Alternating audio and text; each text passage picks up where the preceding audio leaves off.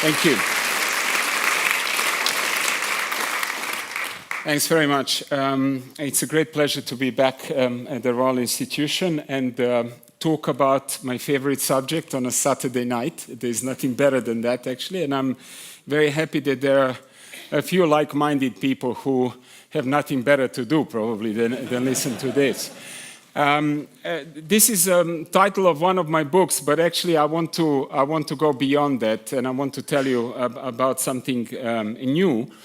And the summary of what I want to say really is that I think the right way to understand the foundations of physics. So, as you know, physics really tells us about what the universe is made of. And traditionally, you know, if you open the Oxford Dictionary or something like that, it will say it's a subject that studies interactions between energy and matter. And I think what we've realized through quantum mechanics is that actually it's probably better to think of it in terms of information, but it's a very peculiar kind of information, and that's exactly what I want to tell you about. And I'm summarizing here that it's a kind of interplay between quantum waves, and what it means to be a quantum wave is something I want to explain at the beginning, and why it matters to understand it this way. It will come in the second part of the talk, because I think that this informs us how to look for the next theory of physics. As most of you will know, we've had about 100 years of general relativity and quantum mechanics, just about proven in every experiment so far. But I think we are really at the verge of being able to explore this new territory, and it's because of the progress of the experimental side of quantum technologies. That's the interesting thing there. But let me go into it. So when I talk about information, I really mean it in a very specific way. Information is possibly the most abused concept when you read about it, and people talk about it frequently in a very careless way. And I think language, of course, as we know in science, can be very misleading, which is why we like to define these things. And I just want to say that the information that I have in mind, and I think all of my colleagues in this field, would go back to Shannon. So what Shannon said is, if you want to understand the information content of an event, if something happens and you want to attribute information to that, then all you need, and that's the interesting thing, all you need is the probability for that event. And once you have the probability, and you have a couple of very simple requirements what the information ought to do, then Shannon said you are left with only one way of quantifying this information. And it's basically log, the minus log of this probability. Now, let me just briefly comment on this. Minus simply means that it's inversely proportional. If something is more likely to happen, it carries less information. So something really surprising, you know, like having 30 degrees temperature tomorrow in London is a probably very low probability event, and that would carry a lot of information according to this logic. The log, and that's the interesting thing, the log is there because you want independent events. So the events that really in no way influence one another. You want the information to add up for these events. So let's say the probability for me to walk out right now and stop the lecture, and the event that in Singapore we have a tropical storm. Now they're presumably independent events. I don't think they influence one another.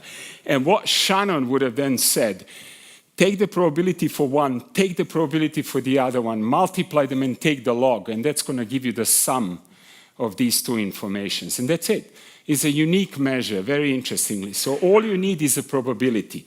And you can already now see what I'm probably going to do. I'm going to argue that effectively in classical physics, in Newtonian physics, which is fully deterministic, anything non-quantum is basically what we call classical, not even just Newtonian. electrodynamics of Maxwell's, general relativity of Einstein is all classical in this sense. Probability is only effectively there because we lack information. If we didn't lack information, probability would not exist at all. If we really could know all the states of all the particles in the universe at the beginning, and we could calculate using Newton's laws, we could predict exactly deterministically what's going to happen at any instant in time. So either something happens 100% or it never happens, zero probability. So probability doesn't have that fundamental meaning in classical physics. However, in quantum information, it's inescapable. And that goes to the heart of quantum mechanics, actually. That's what I want to talk about now. The reason, of course, you would have heard about Heisenberg's uncertainty principle, and that's exactly at the core of that. But I want to phrase this in terms of information. And that's where it gets interesting. So you can use one property of your system, let's say the position of your particle, as an information medium. And it's a perfectly legitimate medium. If it's located here, that could be a logical 0. If it's located here, that's a logical 1, and so on. You can get as many bits of information as you like in principle. However, what quantum mechanics says is that the speed of this particle is another possible information medium, but if you put them together, they cannot constitute an information medium. And that's very interesting. And the reason for that is that once you know perfectly the position, one of them, let's say, of your particle, you have no idea what the speed of the particle is. And probability, therefore, and people call this under various other, some people may object to the fact that I'm calling this a probability, but there is some intrinsic uncertainty, indeterministic, whichever word you want to choose here. If you know one of them, you really cannot know with certainty all of these other properties. So quantum mechanics is weird. It's got infinitely many classical information media, but when you put them together, they transcend that.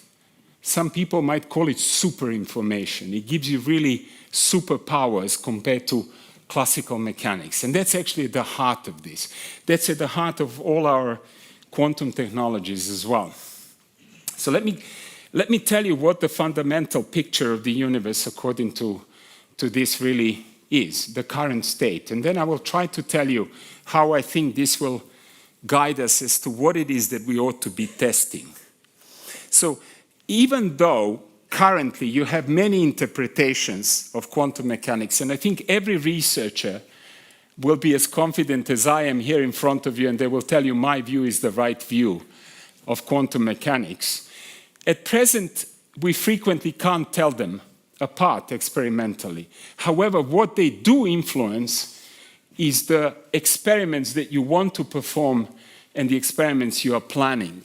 That's where it's very important. If you think quantum mechanics will collapse at some point, and we're going to go back to classical physics, this is going to give you it's a very different philosophy that's going to influence directly what it is that you'll be looking for out there. My claim will be the exact opposite, actually, that it's perfectly consistent that everything is going. We don't know if this will continue like this, but for now, we have no reason to expect that quantum mechanics will fail. And that's what's interesting, I think. Okay, it goes back, maybe the best way to explain this kind of complementarity. Niels Bohr called this complementarity. Sometimes it's called duality, dual nature of quantum information. At the beginning, there was a famous paradox that was discussed a lot in the early quantum meetings. And I think it followed Schrödinger's discovery of his famous equation. And Schrödinger's equation, even though it's written for particles, it's actually a wave equation. So Schrödinger somehow claimed, following de Broglie and a few other people, in fact, that particles ought to behave like waves. It's not just waves that are made up of particles, like light is made up of photons, but it's the other way around as well. And then there was a problem, And the problem was this experiment involving alpha particles are like nuclei of helium, so they have like 2 protons and 2 neutrons, and they get emitted in some nuclear reactions. And when you look at them, they come out in straight tracks. They really do behave like particles. It's almost like what Newton would have modeled with his own classical mechanics. And yet, at that time, people already suspected that these objects are quantum mechanical. And if you want to understand them, you really have to use the wave equation of Schrödinger. So there was an immediate problem there, saying, wait a second, I mean, if you claim that they are waves, why do they behave like particles? This is this famous wave. And you can think of waves and particles just like the position and momentum. 2 classical media for information, but put together, they transcend classical information. They become quantum information. I'll get to that now. So the question, the mystery at the beginning, this is late 20s, almost 100 years ago. The mystery was, why do they behave like particles? Why do they actually go in straight lines? Shouldn't we get something like this? Shouldn't we have an observation where a wave, you know, they literally come out here and the wave spreads out isotropically equally in all directions? Isn't that what the wave equation, every wave equation would give us something like this? And that's interesting, actually. And the answer came in a sequence of papers. One was by Heisenberg. That doesn't probably surprise you, the guy who started the whole quantum mechanics. Then there was Darwin. Probably Darwin's writing is my favorite. If you go back to his 1930 book, popular book on quantum mechanics, I think it's still the best popular book ever written on the topic. This is, by the way, not the Charles Darwin. It wouldn't surprise you, it's the grandson, also called Charles Darwin, very famous physicist. And finally, I think the paper that we all quote, ultimately, the person who did, another Nobel laureate, person who did the most extensive analysis was Mott. So Mott explained how to use Schrödinger's equation to get the tracks that look like classical particles out of a wave equation. And this goes to the heart of quantum mechanics. This is what we all argue about at every conference. How can it be like that? You know, that's kind of one of those things, as Feynman would put it. And the point is the following. All of these people said something like this. The particle initially, the alpha particle, goes in all directions simultaneously. That really is the case. But then what happens inside this cloud chamber, the way you detect them is that you have a gas of molecules, and when the alpha particle hits the first molecule, it ionizes it, it excites it. This energy attracts a vapor, and you can see a tiny cloud. And the alpha track is a sequence. It's a discretized thing. Maybe you can't see that on this image very well, but it's actually a discretized sequence of clouds. A bit like an airplane, actually. It's exactly what the airplane does when you see the track in the sky. That's kind of the mechanism for how this happens. I think these cloud chambers resulted themselves in 6 Nobel Prizes. You can probably Google it, find a YouTube video, and you can use your kitchen utensils to make it in 10 minutes now. Anyone can detect these kind of things at home. Now, the interesting thing is that as soon as you get a collision here, what Mott calculates, and all of these guys, is that the probability to get the next collision along the same line is almost 100%. And that's interesting. So it's a bit like a measurement record. Yes, the alpha particle goes in all directions at the same time, but actually the reason why you see a straight line is because it's a sequence of measurements that you see. And every time you do an experiment, you see a different sequence of measurements, which is why you see many of these alpha particle tracks. That's the logic. And now comes the punchline. And I think all of these guys have asked the same question, actually. The punchline is, what happens if you treat the gas quantum mechanically? What if everything here is quantum mechanical? And the answer is, and Mott gives this answer as well. And in fact, lots of other people give this answer, and I strongly support this view of quantum mechanics, is in fact that all of these tracks exist at the same time.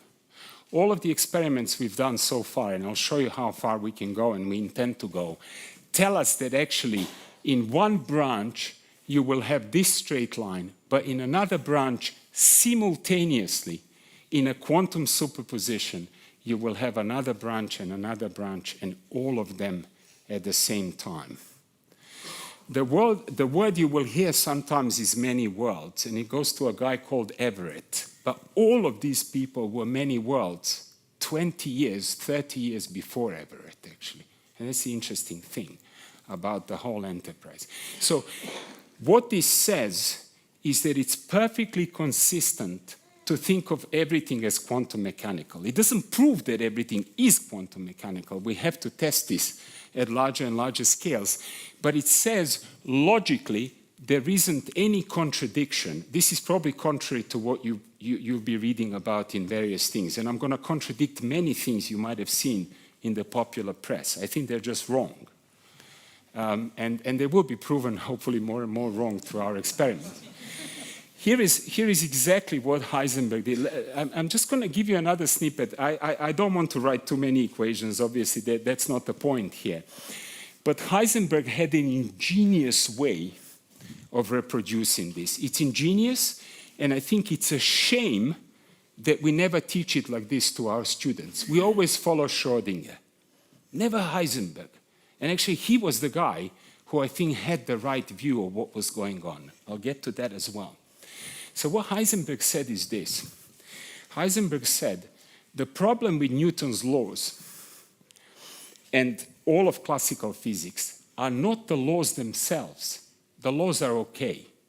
And this could be a shock to you, because that's not what you hear. The dynamics is completely okay. You don't need to change it as far as quantum is concerned. You may have to change relativistically, but it's a different reason. So what he says is, I'm going to take Newton's equation. This is the simplest thing you can get. It's a particle, position of a particle at time t, given the position at time 0, speed of the particle and time. Everyone knows this equation. This is a free particle, no force is acting on this particle. And here is the genius idea. Heisenberg says, Newton thinks that these things are numbers. Position is a number. 5 meters away from whatever is your reference. Speed is a number, 10 meters per second, or whatever the speed is. But Heisenberg says no. They are new entities. They turn out to be quantum numbers. Dirac called them ultimately Q numbers. And he said the mistake in classical mechanics is not the law, it's that the entities are not your classical information. They are actually quantum information. They are these Q numbers. And it's really an ingenious idea. And if you treat these not as ordinary numbers, and what's the thing that they fail? They fail to commute. When you multiply two ordinary numbers, it doesn't matter which order you multiply them in. But when you multiply two Q numbers, two matrices, you get a different result, whether you first multiply position and then the velocity, if you like, or vice versa. That was the genius. So you don't need to discard classical physics. It's completely okay. What's not okay is that fundamental entities are not real numbers. They're Q numbers. And that's the end of it. That's the beauty of that. You know, sometimes you will read, quantum mechanics says there's no reality. This is another nonsense way of popularizing anything in quantum mechanics. Quantum mechanics says there is a reality. Obviously, there is. None of us would be doing physics, I think, if there wasn't any reality. But it's a Q-based reality on these quantum numbers, not on classical numbers. So Heisenberg says, when you have this alpha particle coming out, it's going to spread a little bit like a wave. But if your gas around this particle is very dense, it's very quickly going to collide with the first molecule of the gas, and that's going to localize it. You will know exactly where this is. Then it's going to continue to spread a little bit quantum mechanically like a wave. It's going to hit another molecule, and that's going to localize it. And effectively, a sequence of things like this recovers the straight line of Newton. But in quantum mechanics, there are no straight lines. Even Newton said straight lines don't come from God, but they are drawn by freely moving particles. No, they are not. They're only approximately drawn. That's what we found out through quantum mechanics. So the key idea is you don't need to change the laws. You're changing the fundamental underlying elements of reality. They are Q numbers. They are not real numbers. They obey different algebra, if you like. And it's an easy algebra. It's not difficult to learn this at all, actually. So I mentioned Everett already. And I think the beauty of this picture, in fact, Schrödinger, maybe a year or two before he died, gave a set of lectures in Dublin, which were published much, much later, which basically say more or less the same thing as Everett. I think Everett wasn't aware of that. But Schrödinger really, if the title of the originator of the many worlds interpretation should go to anyone, it should be Schrödinger. And the thing that he really liked is that you don't need, first of all, you don't need anything special about observers.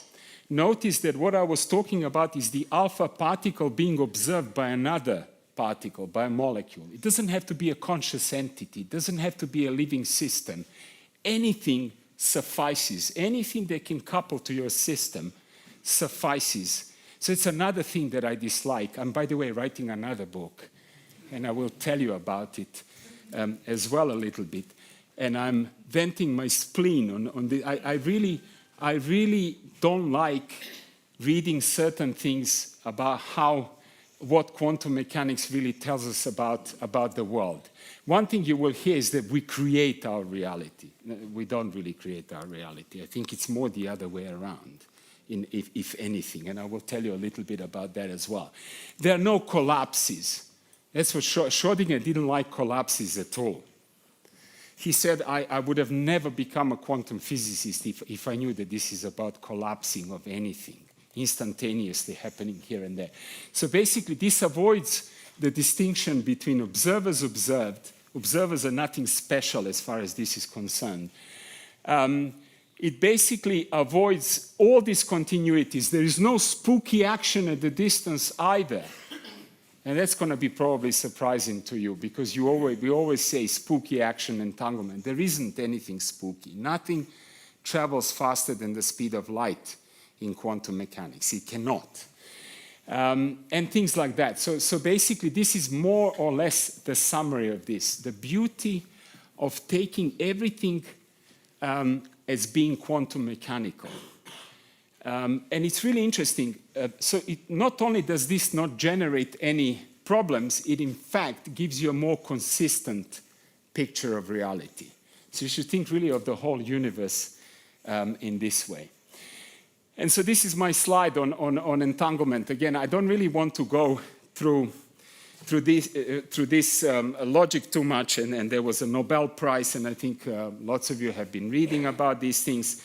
So one announcement that I wanted to argue against was this, that these experiments prove that there is no reality. They don't prove that there is no reality. They prove that the reality is not based on what we call real numbers, but it's based on these Q numbers. Dirac called them C numbers, classical numbers, and Q numbers for quantum numbers.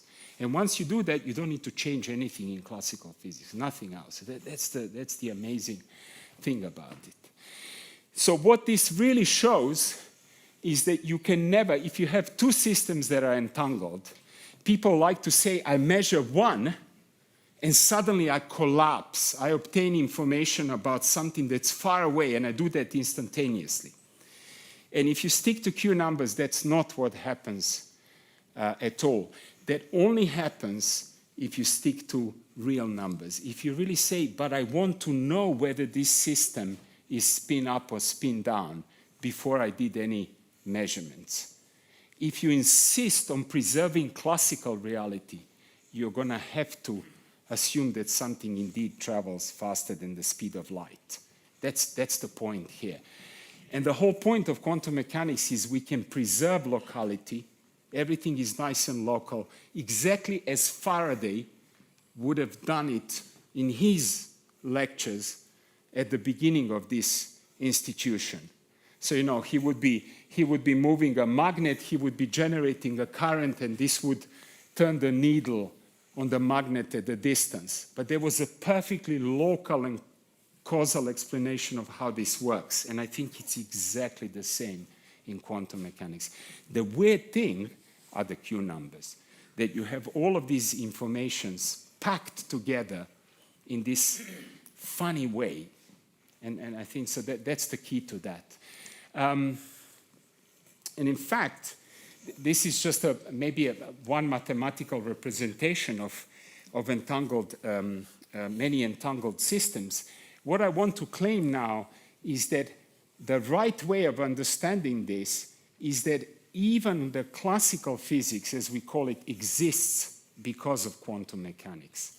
So this is another thing that we don't teach this way, even in our physics courses, is basically the fact that logically the right way to teach this is to start with quantum mechanics, which is a more fundamental theory, and then argue that classical physics is a special case of that. So actually the reason why in this macroscopic world we largely, to a good degree of accuracy, obey Newton's laws is because there is a lot of entanglement. It's because it's really quantum mechanical that somehow it looks classical to us in the macroscopic domain. That's really interesting as well. So even classical physics owes it to these kind of Q numbers of quantum mechanics. And so this is one of those topological entities where all of these rubber bands are inseparable. They're entangled to one another. However, if you remove one of them, then all of these fall apart. They are the Borromean rings, or whatever they are called in topology. And so being highly entangled is very much like that, mathematically speaking, that it looks quantum mechanical at the highest level. However, if you look at subsets of reality, they conform to classical physics pretty much. So actually the reason why we find it difficult to do quantum experiments with larger and larger systems is because all of the other entanglements with the rest of the universe prevent us from seeing the quantumness in the object itself. It's very interesting. It's not that something in nature is trying to make things classical, it's that this happens naturally within quantum mechanics. And I think that's very interesting. Here is the advert, okay? But what I want to briefly summarize is exactly why this is interesting. So where am I going with this? I want to ask, what is the next frontier for us? What is the first question that's accessible to us that we don't know the answer to, and that this logic would lead us to actually probe? And the interesting thing, I already alluded to the fact that if you have two quantum particles, if you start two classical particles in the same direction, they're going to move in parallelly. There are no forces acting on them. They're going to obey the Euclid fifth postulate, whatever it's called in Euclidean geometry. Two parallel lines are never going to meet. However, in quantum mechanics, because they spread each of them, there's actually a probability that if you put a detector here, you will get two clicks. You will get two particles here. So this already tells you that there is something interesting about geometry. The quantum, incidentally, that's how Dirac arrived at quantum mechanics. He understood Q numbers in classical geometry, that they have a big effect.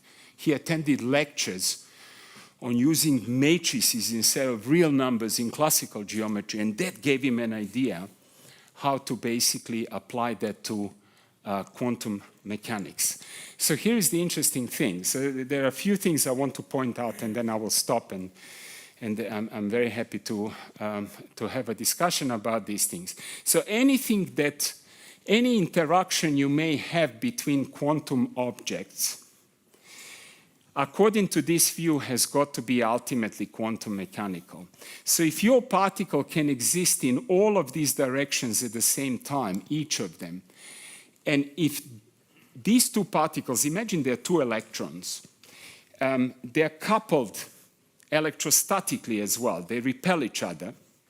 Now, what quantum mechanics says to us, and this was an argument that Heisenberg used at the very beginning, is that whatever force is acting between the two must act between all positions simultaneously. So quantum superposition is a bit like a virus. As soon as it gets in touch with anything, this other thing has got to become quantum mechanical automatically. Otherwise, you cannot explain anything within quantum mechanics. So it's not just that you have a force between this position and that position, it's all of them coupled and interacting in quantum mechanics simultaneously. And now the interesting thing is this. We know that this is true in electromagnetism, but we don't know if this is true with gravity. Gravity is our outstanding, so to speak, force. Some people would even argue whether it's a force. But it's an outstanding force if you look at it together with other forces that have been quantized. It's outstanding in the sense that we still think of it classically. And the question is, can we get an idea how to test this kind of stuff? And this is basically a paper that I wrote with Chiara Maletto and another group, Sugato Bose and others, have written, which is a test. I want to show it to you because I think it's so simple to understand that you can present it really at any level. There's no mathematics needed at all.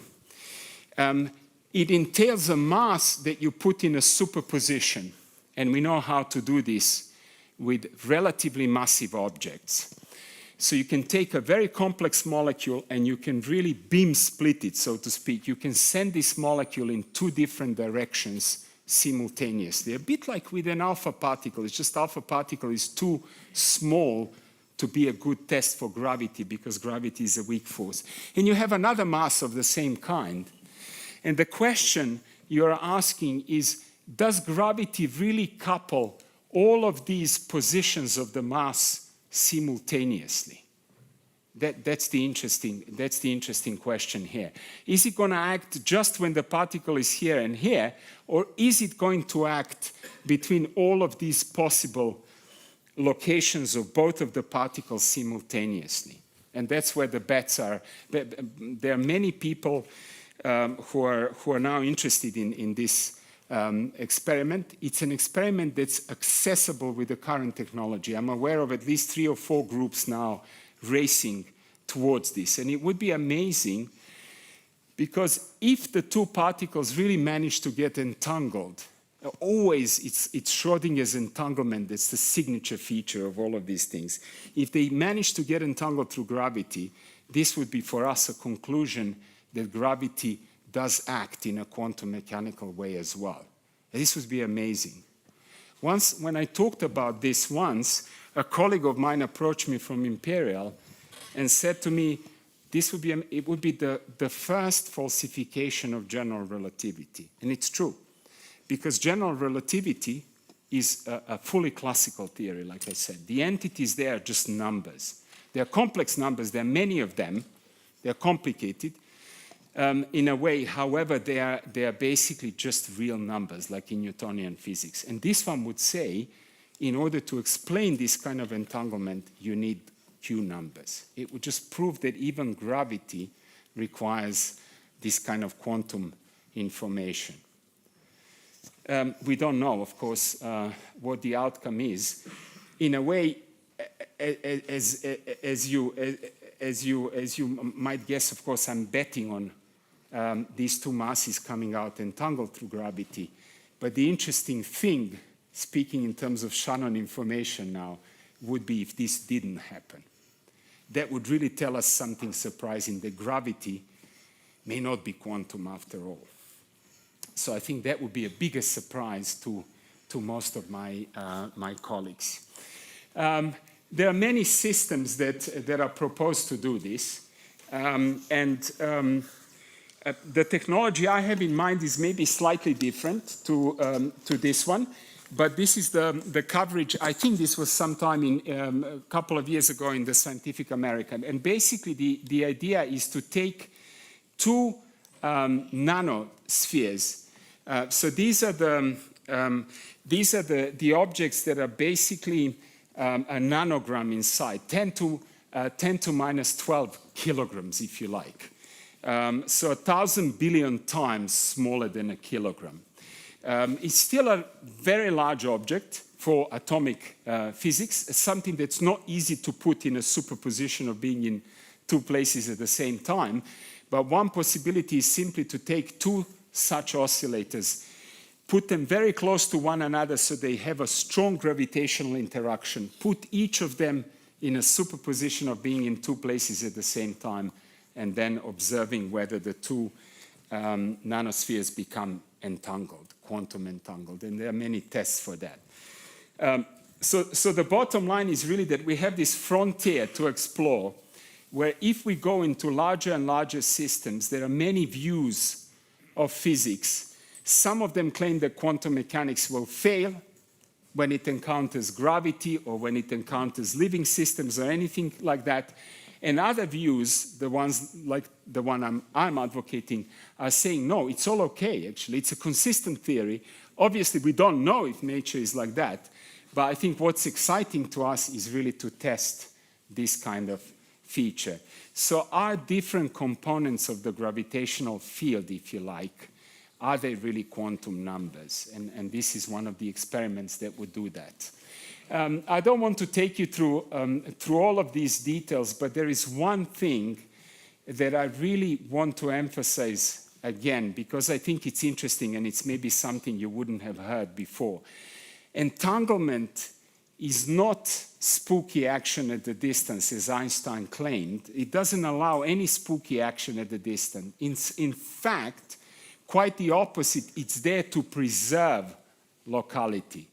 If you see, it's because of entanglement that things cannot happen faster than the speed of light. That's the beauty of quantum mechanics. So once you swallowed the quantum numbers, the quantum interpretation, that the underlying elements of reality are these weird tables of information, if you like, quantum information. The rest follows. You don't have to worry about anything else. All of the properties that we like from classical physics are automatically absorbed by this. So this could be a bad news for some people who thought that maybe instantaneously we can travel from here to Mars or any other places. Quantum mechanics, unfortunately, does not allow anything like that. So in that sense is similar, if you like, to classical physics. So the last thing I really want to talk about is that similar experiments, and I think this goes in the direction of Schrodinger's cat experiment. So I said that what kind of view of quantum mechanics you have influences what kind of experiments you'd be planning and what kind of features you'd be testing. You can test gravity, whether it's quantum mechanical, but you can also test to what degree living systems are quantum mechanical. Are they really also described by these Q numbers? Can they also be entangled to other objects that we already know are quantum mechanical? And this also is a big debate. There are certainly some of my colleagues who believe that quantum mechanics collapses when it encounters living systems. Sometimes they make it even more complex. They say, oh, maybe a living system with consciousness could collapse this. Sometimes consciousness is credited for collapsing quantum mechanics. And I'm against all of this. I'm actually betting that it's going to conform to exactly this kind of Q reality. And I think that's what's interesting for us to test. So this was one of the sets of experiments that we did. This was Dave Coles, a colleague of mine at that time, who took a single bacterium, living bacterium, and coupled it to light inside a microcavity. So these are two mirrors that are extremely millimeters away from one another. and they're there to bounce the light inside this cavity and make sure that it stays long enough that it can really couple to this biological system. So we really are trying to go in the direction of Schrödinger's cat. Can you really take a living system and keep it in a superposition? And is there any problem with that, actually? I think initially Schrödinger thought this was problematic. And he almost offered his cat paper as a paradox. Said, how can this be? Look, if you extrapolate this to the macroscopic domain, you've got dead and alive cats. But actually 20 years down the line, he changes his mind. He says, yeah, that's the only way this can be. And I'm kind of in that branch of research. It's the only way it can be. As far as we understand now, we may be surprised by these kind of experiments, but so far there are no surprises. So basically what Dave did is looked at some of these internal energy levels of this bacterium. And what he could, I don't want to bore you too much, but what he could detect is that there is a change inside the energy structure that when two of these levels should actually become the same, they should assume the same energy, if you like, because they become entangled to the light in the cavity, you see a gap between them. So that was a very simple witness for us that all he needed to do is shine some light onto this sample and see whether there was light that corresponds exactly to the frequency that matches this energy difference. So if you look at the energy levels of the bacterium outside of this cavity, they are very different, if you like, to inside the cavity, and that's because the bacterium becomes entangled to the light inside the cavity. So clearly we know that there is no problem with being alive and being entangled at the same time. It doesn't collapse these superpositions. In fact, it just joins them and exists simultaneously in this way. And that's what's interesting. And actually, it's another experiment where another colleague of mine, Rainer Dunke in Singapore, took a tardigrade. He took a tardigrade because these are very robust biological entities. They can survive very low temperatures, low pressures. And his quantum bits, superconducting bits, needed to be cooled down to a very low temperature. So basically he was thinking, what animal can I put there that would still survive 4 degrees of Kelvin? Okay, so 100 times lower than the room temperature here. And he thought tardigrades, you know, they really have this reputation that they can survive almost anything. And actually, he coupled this tardigrade to a superconducting bit.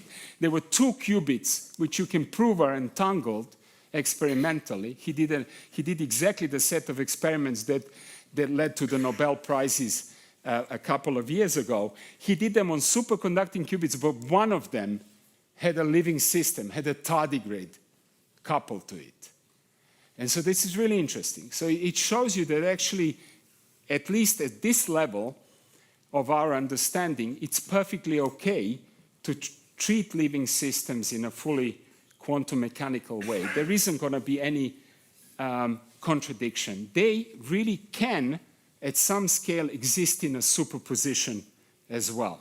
And this is really mind-blowing. Like I said, it's kind of going towards Schrödinger's cat. There were some movies, I think, that I can't show you here. They're not recorded here, but he was even recording how tardigrades behave there and so on. And they're very boring creatures. They don't do much there. They're very slow.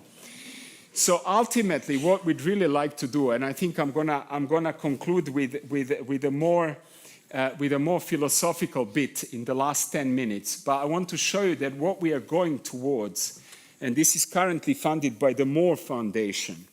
All of my projects are funded by this kind of adventurous foundations. No government would want to do anything like this. It's too adventurous. I think they're too incremental. Anyway, don't get me started on this topic of funding. But what we have, they've given us about $3 million over 5 years to entangle 2 living bacteria.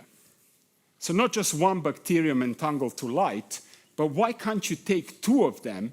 And indeed, why can't you do that? It's a challenging, experimentally challenging issue. However, you know, if you follow this logic, nothing should go wrong with this kind of thing. So what we have in mind, very crudely speaking, is one living system in one optical cavity, macroscopically half a meter away, separated from another living system in another cavity. So these are tiny, tiny things, and they're sitting inside cryogenics. These are very expensive fridges. Like I said, they get you down to 4 Kelvin or even lower than that, liquid helium. And what you want to do is send a simple quantum system, like a photon, a particle of light. You want to split it so that it goes 2 ways simultaneously, and now it gets absorbed by this bacterium and not by that bacterium, and vice versa. And that sounds really interesting. So now you've got 2 living systems, one of which is excited and the other one is not, plus, so to speak, quantum mechanically at the same time, vice versa. And that's really interesting. Now, yes, it's not as impressive as Schrodinger's cat, simply because cats are much more complicated. But even a cat, so the problem, that's the bit I want to close with. The problem with all of these discussions is that we really don't have a good way of asking this system, how do you feel? What does it mean to be in a superposition of this kind? And the analysis I was showing you before by Heisenberg and Darwin and Mott and Schrödinger Everett would say nothing extraordinary, nothing unusual from what you are used to now. It's just what it means is that you really exist in multiple quantum realities simultaneously. But again, the reason why this experiment, yes, it's beautiful, yes, it's challenging, it's going to get probably cover Nature magazine story if it happens, but it's not going to be wow in the sense of what if we did with a more complex system? Can we do this with a conscious system? Can we do this with something that we can communicate with? Put them in a superposition and ask them, what do you feel now? Are you in 2 minds or what's going on? So I don't have an answer to that, but I'll show you a thought experiment by my colleague David Deutsch, actually at Oxford, invented quantum computers. And there is a reason for that, like I said. He invented them precisely because he thought about reality in these multiple ways that take place simultaneously. So Schrödinger's cat. What I want to tell you very briefly, again, forget about the fact that this is an extremely challenging experiment. I want to tell you, I want to take you through some interesting steps. It's still a thought experiment. God knows if we're ever going to be able to operate with complex systems. So instead of a cat, actually, think about a human being inside. So I like to think of Alice and Bob. There is a quantum particle that exists in 2 places at the same time. And Schrödinger said, in one place, the particle is going to break a bottle with poison, the cat dies. In the other branch, there is no poison, the cat is alive, and his question was, is this how it is? Are both of these branches real? Do they exist simultaneously? And I want to show you a test of that. This is not a philosophical question. It's actually an experimental question. But like I said, you can't talk with cats.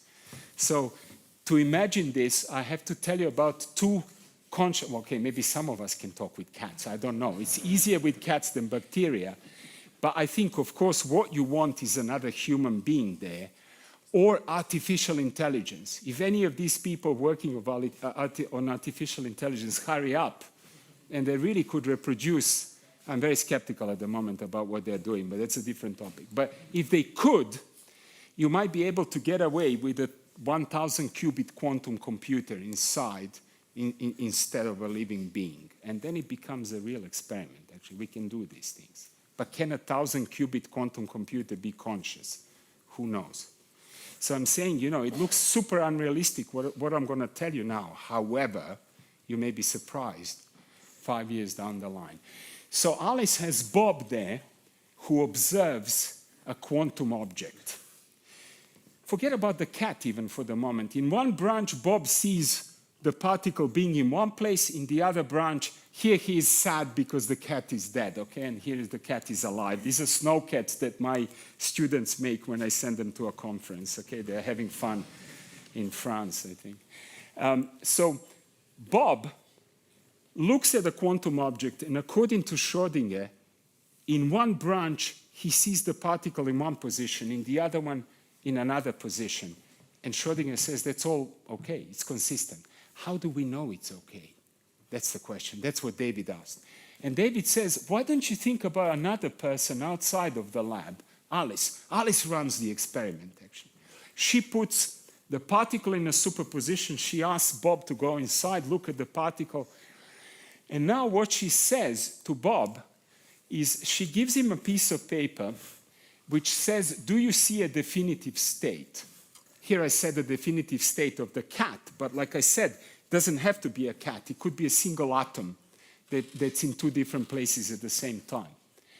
And the interesting thing is that in both branches, if they existed simultaneously, Bob would say yes. In one branch, Bob would say, yes, I see an alive cat, if you want to follow that thought experiment. In the other one, I see a dead cat. But both of them agree that there is a definitive state of affairs here. So you see, quantum mechanics doesn't predict that you would have a fuzzy vision of reality. No, it says exactly that you're going to see the usual classical reality in each of these branches. But now the punchline is that the branches exist simultaneously. And how do we know that? And the question, how do we know that, is exactly how we know that anything exists in a superposition. Every quantum experiment is there to test if things are in two or more states at the same time. So here you would do the same thing. You would basically bring it all back, and that's where the technological challenge is.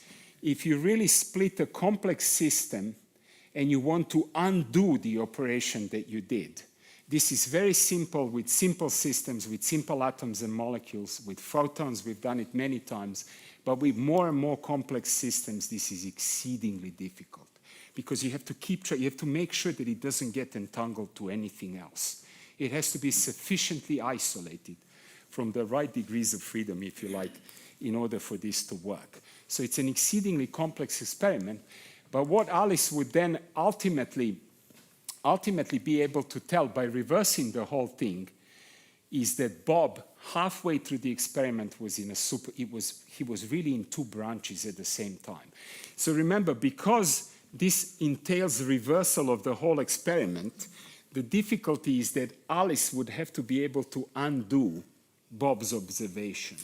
And that's why I'm trying to say that maybe we could do this with simpler systems. It's very difficult to see how one could undo a human observation because it's a very complex phenomenon.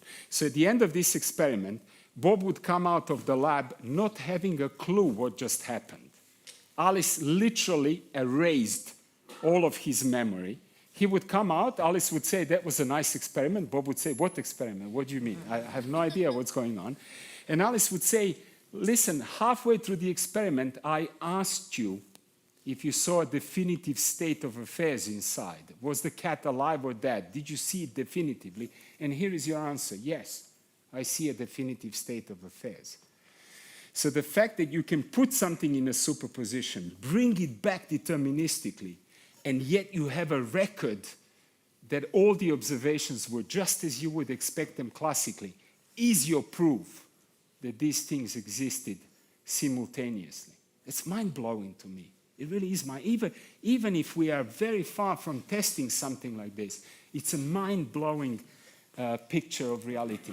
And here I'm saying on this slide, Alice can even tell Bob, I know that you see a definitive outcome.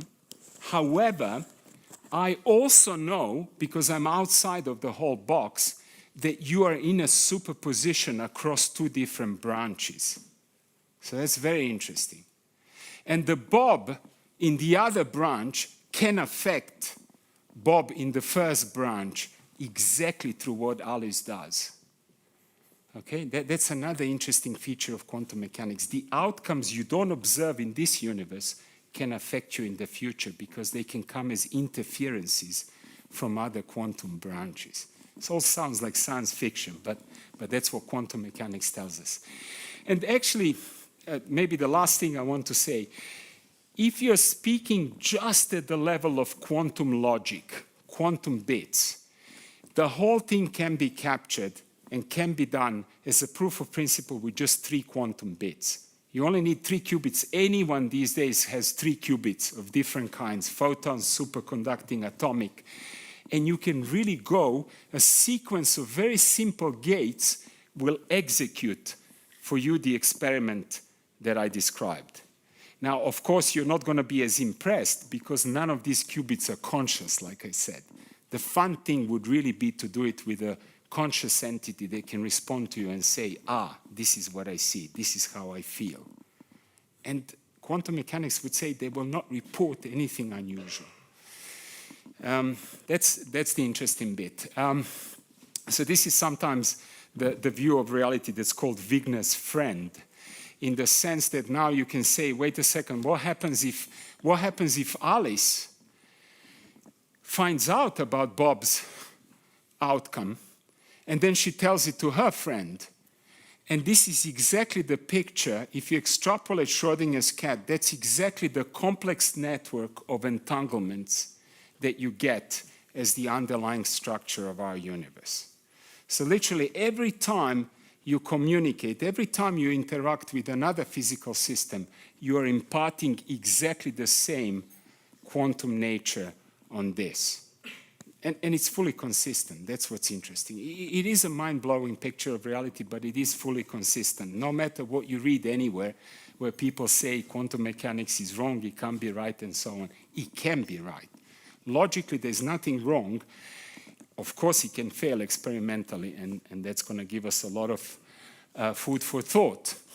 So the conclusions is simply what I said now. The bit that I like and that I like to emphasize is that in this picture, there isn't a distinction between an observer and the observed system that they're observing. So you could equally, when Bob observes an atom or a photon, you could equally well, in terms of Shannon information as well, state that this atom observes Bob. It's exactly the same amount of entanglement between two of them. You don't need observers in quantum mechanics. Actually, you don't need observers in any area of physics. We just like to use observers to illustrate things and to bring them closer to how they are done. But the notion of an observer is not really required. You know, John Bell wrote a lot about it, the Bell's inequalities person. He thought very deeply about this. And he also found the notion of having to introduce an observer into quantum mechanics a bit paradoxical, a bit illogical. So he was joking. Usually he would say, does the person who collapses the quantum mechanical wave function need a bachelor in physics or a PhD? Or, you know, how highly qualified do they need to be? And actually, this tells you that they don't need to be qualified at all. All of this is perfectly consistent between the simplest of objects, starting with simplest and going to the most complex ones. That's the interesting thing about it. And what I'm most excited about, and this is my prediction. Of course, people keep making predictions, and we all do, and we are all proven wrong frequently. But I think by the end of this decade, we're going to have some new physics. The least will be this falsification of general relativity and the realization that gravity itself ought to be quantum, at least at some level. And this is hugely exciting for us physicists. The technology has managed to reach this level. For 100 years, we've had these two theories, and we are all probably pretty bored with all of this. We'd like some novelty. And I'm really predicting that by the end of the decade, we will have these experiments, and they'll be informing us what to do there. You might get a new theory, maybe quantum gravity, maybe going beyond that, maybe telling us nature is even weirder than all this. It's all possible. Thank you very much for your attention.